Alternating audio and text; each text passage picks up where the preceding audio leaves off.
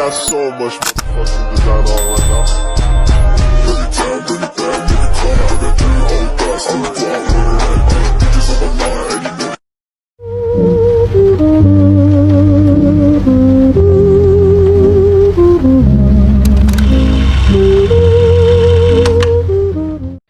Assalamualaikum warahmatullahi wabarakatuh. Halo teman-teman, aku mau tanya nih, kalau seorang pemimpin yang sangat dicintai tiba-tiba sudah tidak ada, menurut kalian siapa yang akan melanjutkan kepemimpinannya? Nah, ternyata pertanyaan seperti ini juga pernah terjadi loh setelah Rasulullah Shallallahu Alaihi Wasallam wafat. Saat itulah muncul sosok-sosok luar biasa yang kita kenal sebagai Khulafaur Rasyidin. Di video ini kita akan mengenal siapa saja mereka, bagaimana perjalanan kepemimpinannya, prestasi yang berhasil dicapai, sampai nilai-nilai keteladanan yang masih relevan untuk kehidupan kita sekarang. Jadi, jangan kemana-mana ya, karena materinya menarik banget. Yuk, capcus, langsung kita mulai ke pembahasannya. Apa itu Khulafaur Rasyidin? Khulafaur Rasyidin berasal dari bahasa Arab, yaitu khulafa, yang artinya pengganti atau pemimpin.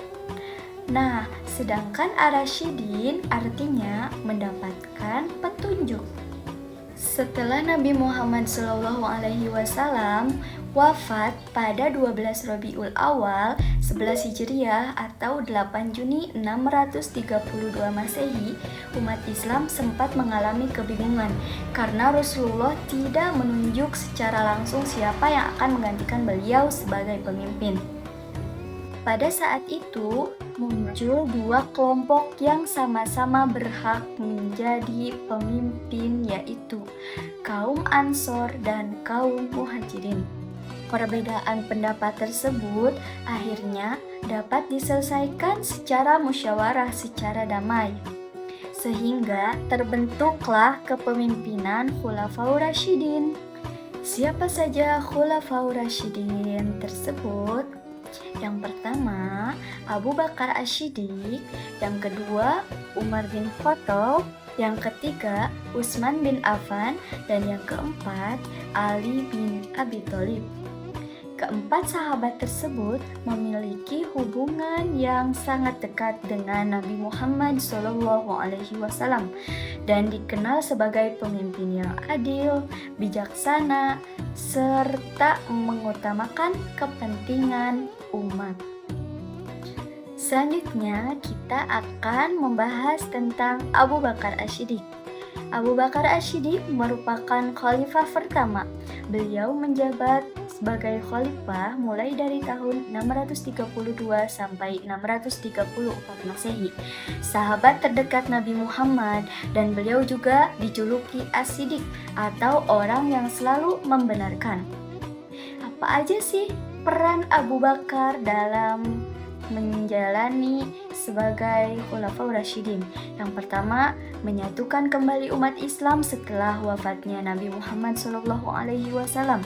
Dan adapun prestasi yang beliau raih, yang pertama memerangi nabi-nabi palsu, terus yang kedua memerangi orang-orang murtad, yang ketiga mengumpulkan ayat-ayat Al-Quran dalam satu mushaf. Adapun banyak lagi prestasi yang dicapai sama Abu Bakar As-Siddiq. Selanjutnya kita akan membahas tentang Umar bin Khattab. Umar bin Khattab merupakan khalifah kedua. Beliau menjabat sebagai khalifah mulai dari tahun 634 sampai 644 Masehi. Beliau dijuluki Al-Faruq, artinya pembeda antara yang benar dan yang salah. Apa sih peran yang beliau sebagai khalifah? Yang pertama, memperluas wilayah Islam hingga Persia, Syam, dan Mesir.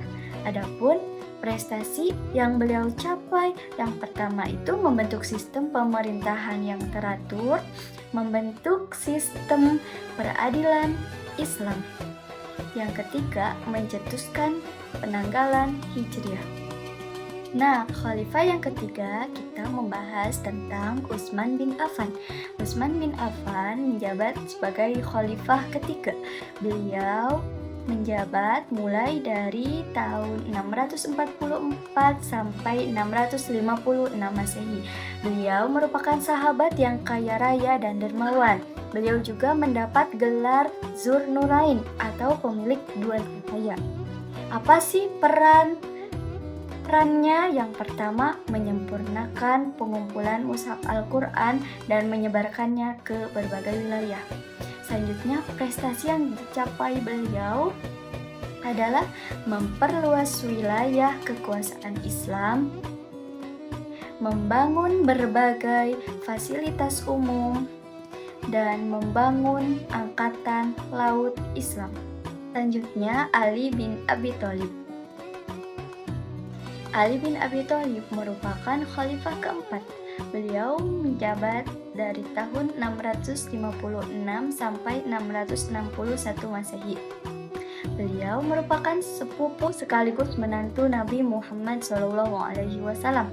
Beliau juga terkenal karena kecerdasannya dan keberaniannya. Beliau juga mendapat gelar Karamallahu Wajhah.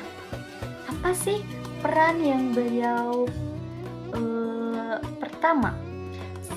Berusaha menjaga persatuan umat Islam di tengah konflik, dan prestasi yang beliau capai yaitu memindahkan ibu kota pemerintahan ke Kufah, berperan penting dalam berbagai peperangan, dan berkontribusi dalam pengembangan ilmu pengetahuan Islam.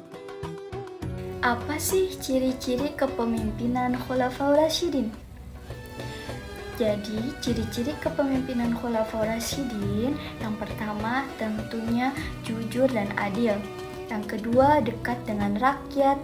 Yang ketiga, mengutamakan kepentingan umat. Dan keempat, berpegang teguh pada Al-Quran dan Sunnah. Dan yang terakhir, mereka tidak haus kekuasaan. Jadi, kesimpulan dari materi yang telah disampaikan, Khulafaur Rasyidin merupakan contoh kepemimpinan ideal dalam sejarah Islam.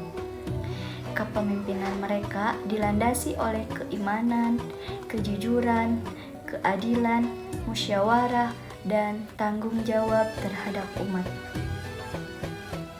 Dari kisah para Khulafaur Rasyidin, kita dapat mempelajari banyak nilai kehidupan seperti kejujuran, amanah, keberanian, keadilan, serta semangat membela kebenaran.